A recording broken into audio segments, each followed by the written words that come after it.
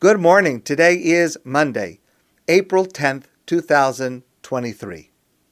Yesterday was the 18th day of Nissan, the 30th Yartzeit of Rabbi Yosef Soloveitchik, known to many and known to me as simply the Rav, the teacher, the rabbi. He was one of the greatest, most profound, most inspiring teachers of Torah ever. Period. Full stop. I have learned more from the Rav and quoted him to you more often than any other Torah teacher in my life. You can easily find his biography and his many contributions to the Jewish world, and I will share a link to just one series of articles to give you kind of an overview of his life. But allow me today and tomorrow and Friday to briefly trace three themes, three prongs of his legacy that have made the deepest impression on me. I recently shared this quote from the Rav with some of you, and it epitomizes an essential element of everything the Rav taught and lived. He wrote, "There are two aspects to the religious gesture in Judaism: strict objective discipline and exalted subjective romance. Feelings not manifesting themselves in deeds are volatile and transient. Deeds not linked with inner experience are soulless and ritualistic. Judaism is first a discipline and second a romance."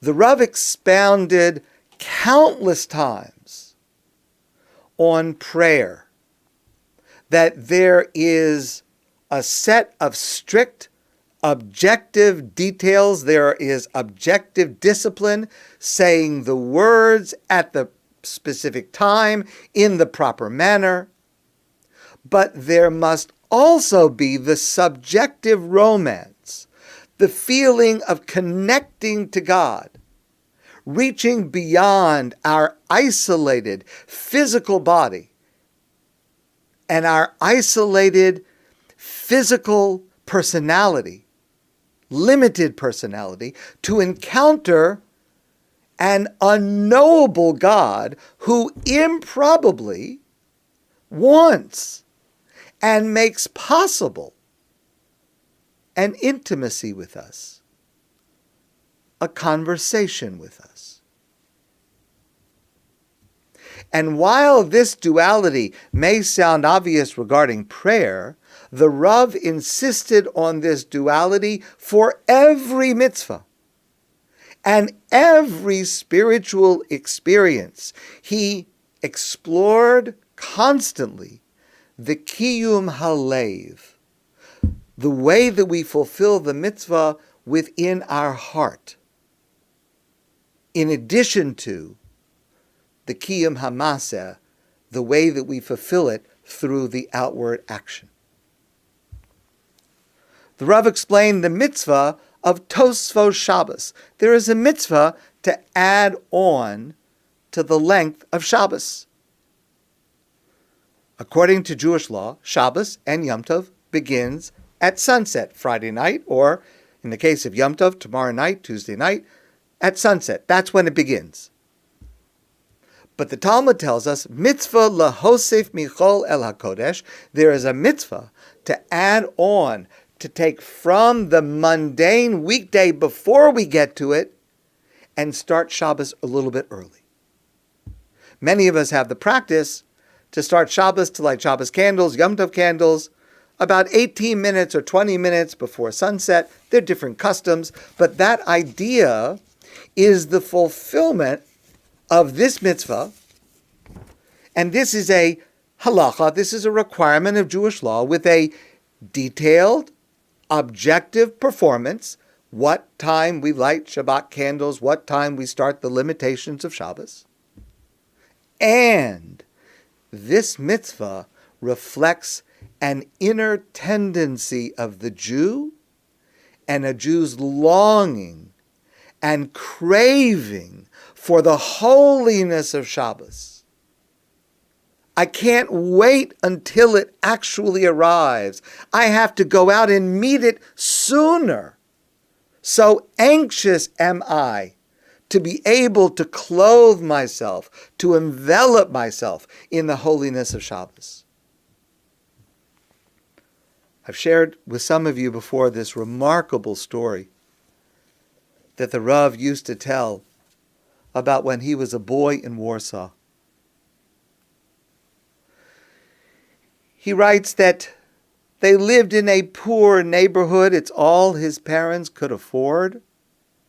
And he lived in a neighborhood where a lot of the Jews, who were also poor, had work once in a while as porters.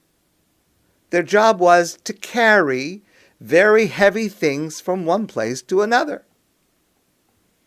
It's like Amazon, except without the truck. And so they carried it on their back. They were schleppers. In Warsaw, I saw sights that I never saw since. You would see a large closet or a buffet that seemed to be walking on its own. The Jewish porter who was carrying the furniture was totally bent over in a 90-degree angle. It seemed as if the furniture was walking along with feet coming out of the closet.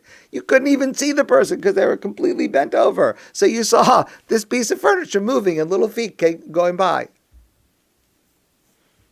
These were the Jews, poor Jews. They got work whenever they could.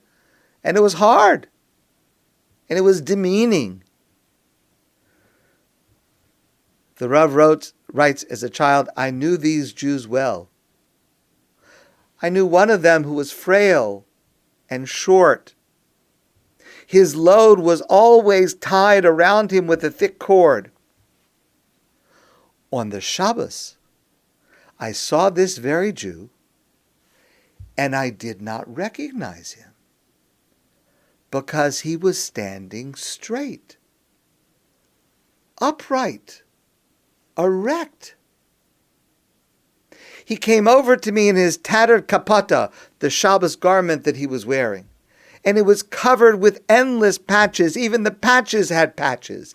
Yet his face shone with the joy of the Shabbos.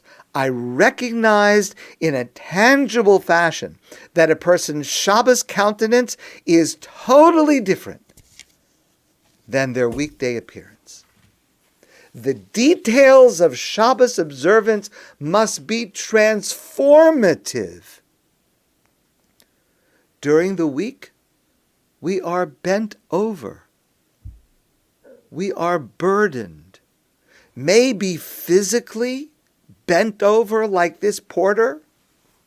More often for us spiritually and emotionally and socially. And Shabbos, through the details of its observance, straightens us so that we are erect on Shabbos. We are proud on Shabbos. We are at harmony with ourselves and our family and our God. We are unrecognizable from the bent-over nature of how we go through the rest of the week. This kiyum halev, this transformation not only in physical appearance, but in spiritual appearance, emotional appearance, social appearance. This transformation is the kiyum halev. This is what we fulfill in the heart.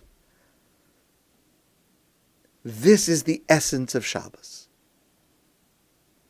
And the goal of the Jew is to take the details of Shabbos observance and have them allow us, bring us to this transformation of the internal experience so that we have both together. This insistence on teaching the kiyum halev, the fulfillment of the mitzvah in our heart, in our emotion, in our spirit, this insistence on teaching this for every single mitzvah, for every single spiritual moment, did not come naturally to the Rav. It's not the way he was raised. It's not the way he was taught. I recently read this story. In the summer, in later years, the Rav would invite a small group of more advanced students to visit him in Boston where he lived. For decades, he commuted to New York to teach at each university, but his home was in Boston since the 1930s. So in the summer, when there were no classes in New York, he would invite a select group to Boston, and they would study in a rather advanced way together. One year, the Rav announced that what they were going to study together this summer was Likutei Torah. Likutei Torah was written by Reb Shneir Zalman of Ladi, the founder of Lubavitch Hasidim. And the Rav said it's important to study Likutei Torah to properly appreciate the grandeur of the upcoming high holiday season. We study the Talmud to know the laws, to know the philosophy, what's going on. But if you want to understand the grandeur, if you want to understand the kiyum halev, the Rav said we need to start with studying Likutei Torah. And one of his students complained, because this was not the Rav's normal pattern of study. The Rav was a man of Talmud, of Maimonides, of law. And the students came to Boston expecting to study a tractate of Talmud, difficult passage that the Rav would elucidate with his conceptual brilliance. And so this student said, we're really going to study this stuff this summer? Shouldn't we be studying Talmud, codes of law, Maimonides? So the Rav answered this story. The Rav answered this student by telling a story. Now, it's an apocryphal story actually written by the classical Hebrew author Y.L. Peretz, and the title of the story is Between Two Mountains, but it is a story about the Rav's great-grandfather, who was also named Rabbi Yosef Soloveitchik, known to us as the Beis Halevi, after whom the Rav was named, but several generations earlier. And he was a man of fierce and profound Talmudic scholarship and analysis. We study his works today, brilliant, insightful, a level of intellectualism that is hard to grasp for all but the most advanced student. He had a student. Beis Halevi had a student. This is early 1800s. Beis Halevi had a student who became a Hasidic Rebbe, known as the Biala Rebbe. This is his student. Of course, the way of learning and teaching in the Hasidic world is very, very different from the world in which Soloveitchik grew up. The Biala Rebbe, his teaching was filled with passion and religious fervor. And one time, the student, the Biala Rebbe, somehow convinced his teacher, the Beis HaLevi, to come to a gathering of the Rebbe's followers. And the way Peretz tells the story is as follows.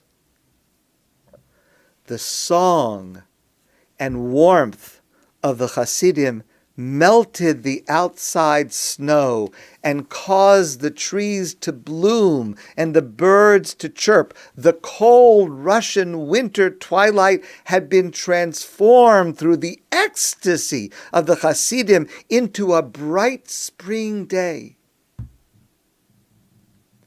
As sunset approached, the Beis HaLevi, who had a profound and analytic mind and was devoid of undisciplined emotion, looked at his watch and interrupted the singing to remind the assembly that it was getting late and it was time to daven mincha, the afternoon prayer. And suddenly, the glorious spring faded and reverted to the cold winter. That's the story. The Rav then turned to his student who had complained about what they were going to study and said, "That's you."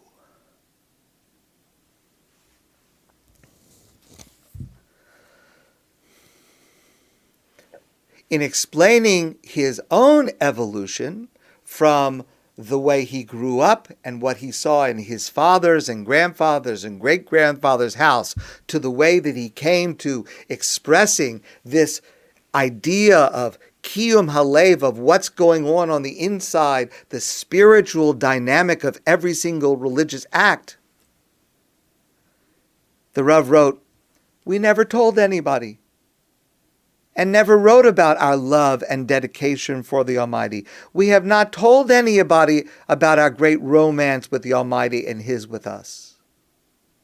However," and this is where the Rav becomes a unique individual, "I do not believe that we can afford to be as reluctant, modest, and shy today as we were in the past about describing our relationship with the Almighty." Why? The reason is simple. In the past, this great experience of the tradition was not handed down from generation to generation through the medium of words. It was absorbed. Today in America, however, the Rav writes, and in the Western world, this is completely lost. I have told you many times that before Rosh Hashanah and Yom Kippur, I can teach my students the laws and the philosophy of these holy days. I am not a bad teacher. For the Rav to say, I'm not a bad teacher. Okay? I am not a bad teacher. However, if I want to transmit my experiences, I have to transmit myself, my own heart. How can I merge my soul and personality with my students? It is very difficult, yet it is exactly what is lacking on the American scene. But let's widen that to the modern Jewish scene. And that is why modern Jews do not pray as they should. And I am speaking of those who pray 3 times a day. There is no true avodah shebelev, worship of the heart, when it is only a mechanical recitation. And this is exactly our greatest need in modern times, to feel and experience God's presence. It's not enough to eat matzah. We must feel the experience of the mitzvah of eating matzah. One should not only study Torah, but should actually experience it as a great drama and a redeeming act which purges the personality, I would say which transforms the personality. This is exactly what is lacking in modern Jewry. One of the most fundamental, foundational speeches that the Rav ever gave is the eulogy that the Rav delivered upon the passing of Rebecca Twersky. She was the mother of the Rav's son-in-law, Rabbi Yitzchak Twersky.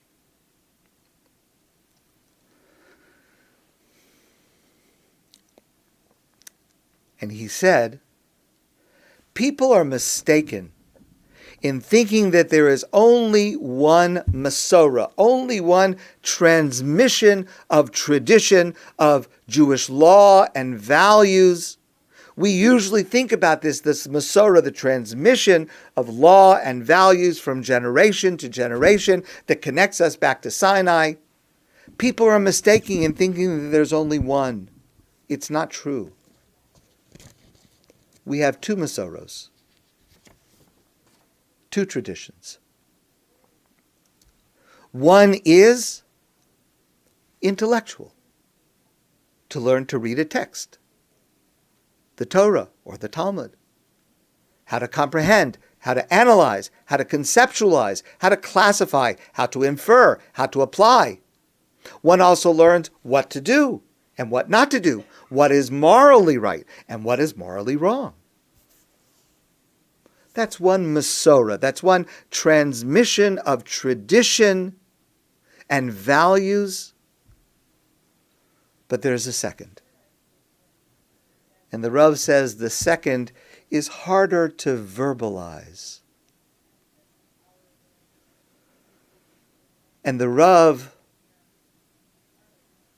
says that this is something that he primarily learned from his mother. I admit that I am not able to define precisely the Masoretic role of my mother, the tradition and values that I received from my mother as distinct from the intellectual values and Masorah that I received. I used to watch her arranging the house in honor of a holiday. I used to see her recite prayers. I used to watch her recite the weekly Torah portion every Friday night. I learned much from her. Most of all, I learned that Judaism expresses itself not only in the formal compliance with the law, that first Masoretic transmission, but also in a living experience, the second tradition. She taught me that there is a flavor, a scent, and a warmth to mitzvos. I learned from her the most important thing in life, to feel the presence of the Almighty and the gentle pressure of His hand resting upon my frail shoulders. Without her teachings, which quite often were transmitted to me in silence, I would have grown up a soulless being, dry